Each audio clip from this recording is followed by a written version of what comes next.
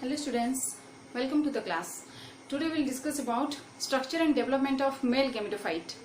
What exactly is the male gametophyte and how it is developed and what about its structure. In the last class we have discussed about structure of flower and homologies of different floral parts. Regarding that, I will tell you that the homologies of floral parts, what I have taught in the last class, it will be very helpful for you to proceed forwards in this chapter of sexual reproduction in case of flowering plants. See what is there.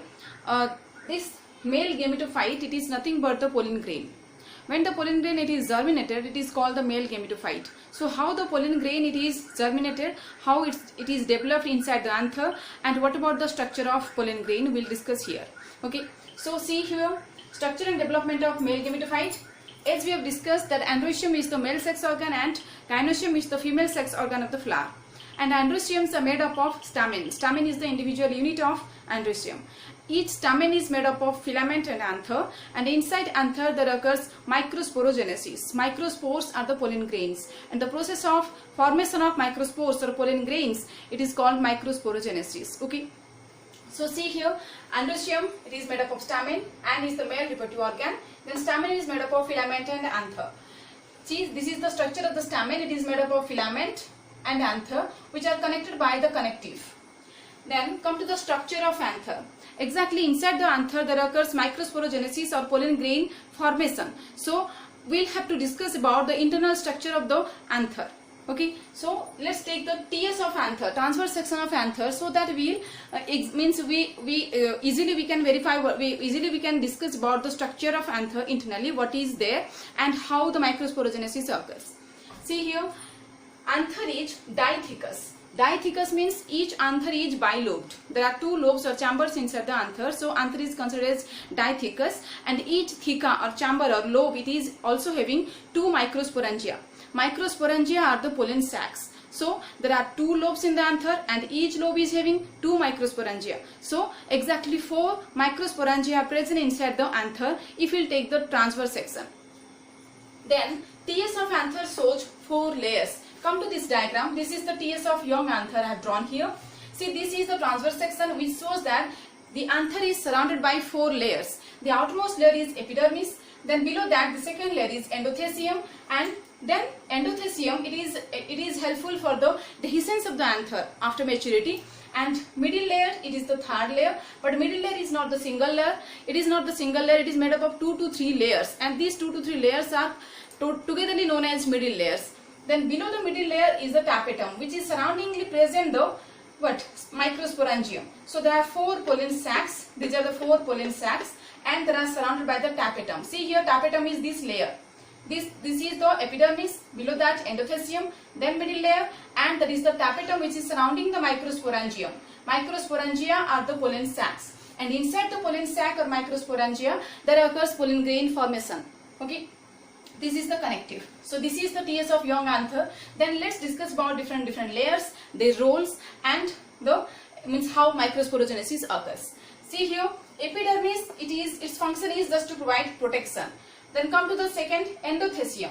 Endothecium, the second layer of anther, it is also meant for protection and it helps in the dehiscence of anther.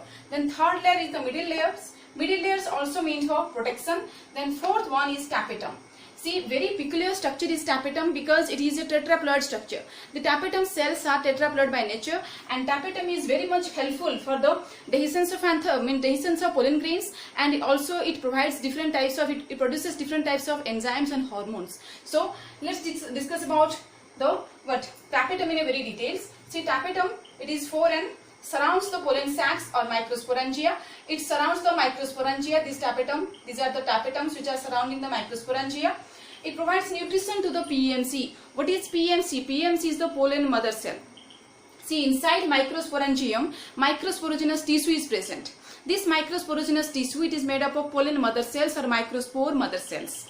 These microspore mother cells, they undergo meiosis to produce the pollen tetrads, and during this formation of these pollen grains inside the pollen sacs, this tapetum, it provides nutrition to the PMC, pollen mother cells, and it secretes Coalase enzyme to separate the pollen tetrads. When a single PMC undergoes meiosis, Then after completion of meiosis 1 and meiosis 2, it produces 4 haploid pollen grains, which are first formed in the form of pollen tetrad, means 4 fused pollen tetrad structure. These 4 pollen grains which are fused to form the pollen tetrad, they are separated by a particular enzyme, which is the Collage enzyme, and this enzyme is produced by the tapetum also. Then it produces the Ubi's bodies to synthesize exine. See, Ubi's bodies are a type of chemical substances and they synthesize exine. Exine is the outermost covering of the pollen grain. We will discuss in a very details when we discuss about the structure of pollen grain. Okay, exine is the outermost layer of pollen grain, outermost wall of the pollen grain, and exine is also synthesized by the tapetum as it synthesizes the Ubi's bodies. Then it secretes pollen kit in insect pollinated flowers. See, this tapetum, it is also synthesizing one type of chemical which is yellowish in structure, sticky by nature, and this is called the pollen kit. It is you must have observed about the pollen grains. The insect pollinated flowers, the pollen grains, they appear yellow because of the pollen kit, and this pollen kit is also synthesized by the tapetum. Then it secretes special protein for pollen grains to recognize compatibility.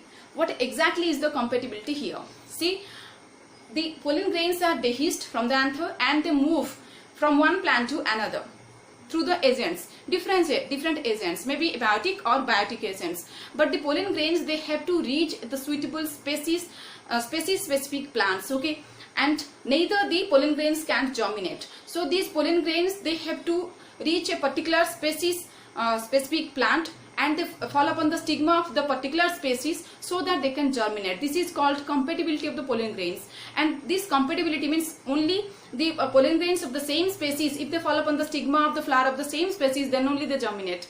And this compatibility is also made by the particular protein which is also synthesized by the tapetum, the fourth innermost layer of the this anther. Then see, sporogenous tissues are present inside the microsporangia. Microsporangia are the 4 chambers present inside the anther, and these microsporangia, the pollen sacs, they contain the sporogenous tissue. This sporogenous tissue, it undergoes continuous mitotic division first to form microsporogenous tissue. Means it makes much more number of cells inside it, and all these cells are as usual the mother cells, means diploid cells. So this microsporogenous tissue, it is made up of the PMC, pollen mother cells, or microspore mother cells, which are diploid by nature. So these PMC, they undergo meiosis, the reductional cell division, by which the microspores or the pollen grains are produced. And the process of formation of pollen grains from the pollen mother cells through the process of meiosis, it is called microsporogenesis. Okay, so this is the structure of the young anther, and how pollen grains are produced inside it we have discussed. Then come to the structure and development of pollen grain. What exactly is the structure of the pollen grain? Pollen grains, as we know, these are haploid, male sex, means they are having the male sex gametes, and they are haploid by nature, and pollen grains are uninucleate, unicellular. And what about the structure? See, pollen grains are surrounded by 2 layers. The outermost layer is exine and the innermost layer is intine. There are 2 walls in the structure of the pollen grain. The exine, it is made up of sporopollenin. See, just we have discussed about the Ubi's bodies here. That the pollen, see, so suppose the tapetum, it secretes the Ubi's bodies, and these Ubi's bodies, they synthesize the exine. Just I have told here. These Ubi's bodies, they make the exine, and the exine is made up of sporopollenin. So sporopollenin, it is synthesized from the Ubi's bodies, and sporopollenin is the hardest substance of the world. They cannot be degraded by any enzyme, any different type of alkali, strong acids, or it cannot be destroyed by the high temperature also. So this sporopollenin, it makes the exine, outermost layer of the pollen grain. So pollen grains can be preserved, and they are automatically, naturally preserved, and they can act as fossils also. So this exine is the outermost layer protecting the pollen grain, and the innermost layer is intine. The exine is rough and it is thick by nature. Intine is the second layer, and it is very smooth and thin by nature. This exine, it is not continuous. It is having germ pore. Germ pore is the small opening present in the exine, through which the intine can germinate, forming the pollen tube. When pollen germination occurs, when the pollen, it reaches to the particular suitable stigma, then there will be pollen germination. And during pollen germination, the intine, the innermost layer of the pollen grain, it forms a tube-like structure. We'll discuss here. So the intine, it forms a tube and it comes out through the germ pore of the exine. Okay. So then, what about the cells present inside the pollen grain? There are 2 cells in the pollen grain at the mature stage. In case of angiospermic plants, most of the pollen grains, they appear at the 2 cell stage in the maturity. Out of the 2 cell stage, the larger cell is the vegetative cell. It is having a vegetative nucleus, and this nucleus is also known as tube nucleus. Then the smaller cell is generative cell. Always this generative cell, it is present towards the germ pore. Okay, this generative cell, both the cells are haploid. As pollen grain is haploid and is produced by the meiosis of the PNC. So both the cells of the pollen grain, these are also haploid cells only. And the vegetative cell, it provides nutrition. This generative cell, it divides by mitosis, forming 2 male gametes inside the pollen grain. When it reaches a particular suitable stigma, then the generative cell, it divides by mitosis, forming 2 male gametes. Okay. Then come to the chemical composition of pollen grain. What they are made up of? These pollen grains are highly nutritious by nature, and the pollen grains composition, it is made up of carbohydrates, proteins, lipid, water and ash. Okay. So the pollen grains, they also provide very much energy, and they are energicious. They are very energetic in the diet also. And these pollen grains, they are also utilized in some of the to make the dietary supplements which are available in the market also.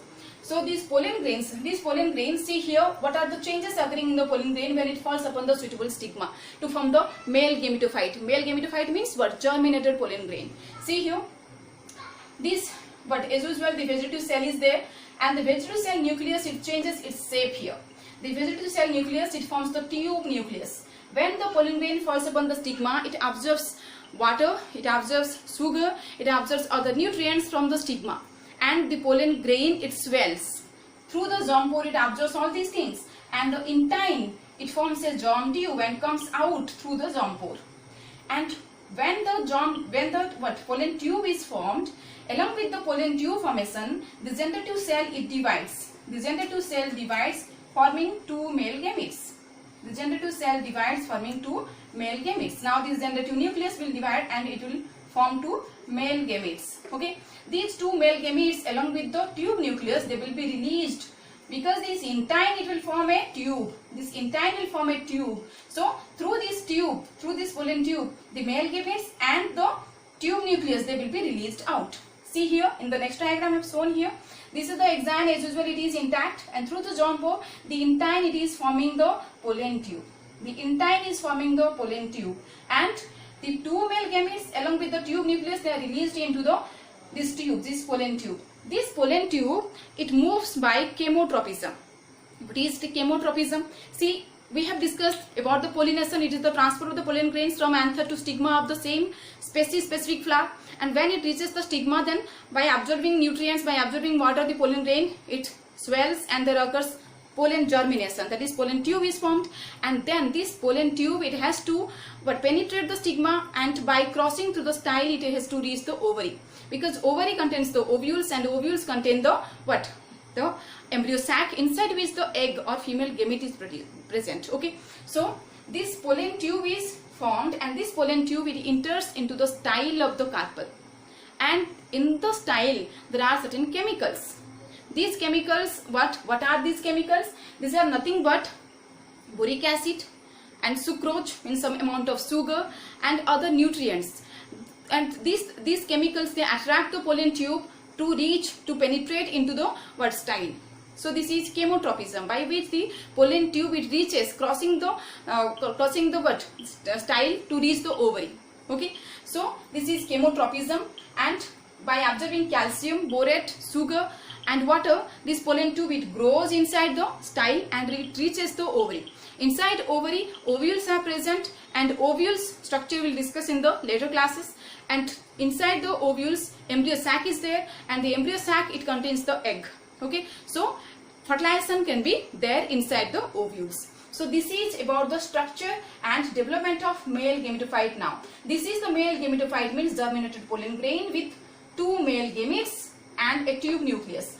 See here, exine is there and intine is there. This pollen tube, it is penetrated through the style and it reaches the ovary, inside the ovules, and then the male gametes are released from the pollen tube, and the male gametes, they fertilize. One of the male gamete will fertilize the egg, forming the zygote. Okay, so there will be fertilization. So this is the structure and development of male gametophyte. Male gametophyte means nothing but the germinated pollen grain. Okay, microspore is the pollen grain, and when the pollen grain it is germinated to release the male gametes, it is called male gametophyte. So it is about the overall description of structure and development of male gametophyte. Thank you for watching, and share and subscribe my channel for upcoming videos. Thank you.